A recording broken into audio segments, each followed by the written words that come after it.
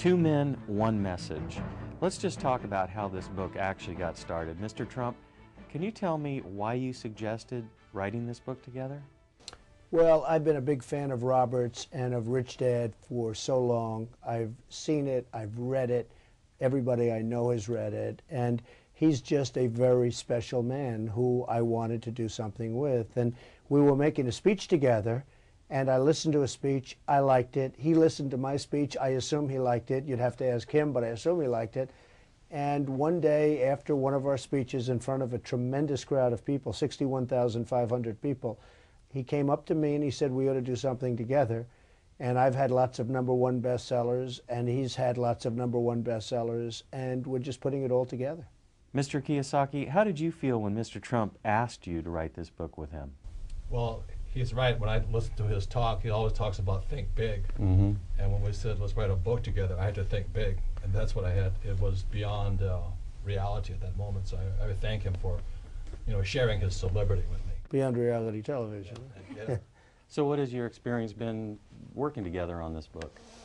Well, I just love this man, and his wife, Kim, is amazing, and she's done her own book and books, and they're also really good. In fact, I read it and endorsed it, so I wouldn't endorse it unless I felt the same way. And it's just become a very special relationship, and it's a very easy relationship. It's not like, oh, gee, it's difficult, or it's just a very easy relationship. We think the same way. We have the same ideas, and we love education, and we want to educate people and help people. I think more than anything else, Robert wants to help people, and so do I.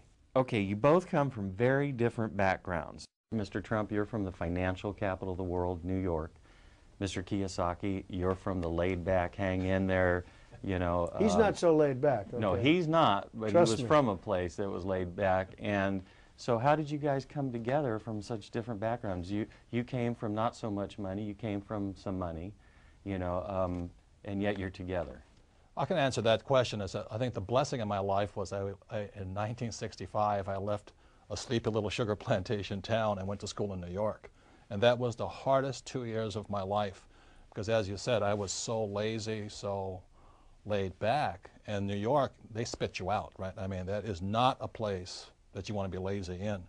But after the second year, I started to love New York City, and that's why I think we see eye to eye on many things today, is because New York really changed me. I could never go back to Hawaii again. New York is the most special place on earth. I think that's the answer. It is a financial capital of the world. Well, New York City has a great energy, and a lot of people are energized by coming to New York. They get off a plane and they're not so great, and all of a sudden they become these energetic people. That's so true. And it does have an amazing influence on people, as it did with Robert. Now, Robert's coming to New York, and I'm going to Hawaii because I'm going to build a big building in Honolulu.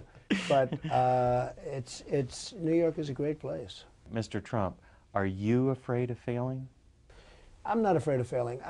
Life, you look and you turn on the newscasts every night, and you see thousands of people killed in earthquakes and tsunamis and hurricanes and all of the problems and wars that we shouldn't even be in, and lots of different things. And when you see all of the problems in the world, what is there to be afraid of? Mm-hmm. It doesn't matter.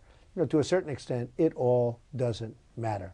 My answer to that is, I think what we have in common also is we both went to military schools. Yeah. And military school is about discipline, about being bigger, about following orders, about leading. But what else we have in common is that we both failed. And he lost nearly $1 billion.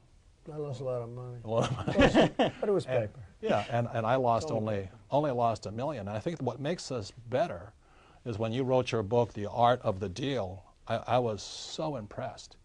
But when you wrote The Art of the Comeback and what it meant to come back from being down so far, and most people are terrified of losing $100, and here you're down $1 billion. Billions. And you come back.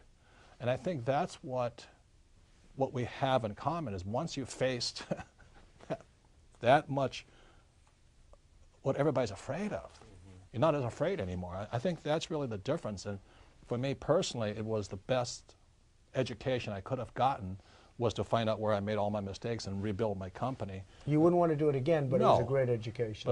But when I read Art of the Comeback, I said, this is a big man.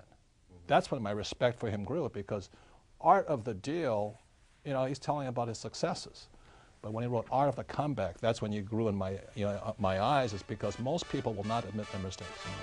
Well, Donald and I were very blessed that we both had rich dads. You know, my best friend's father was my rich dad. And financial education is more important than ever before. So I thank you for viewing this, and I wish you all the best of luck.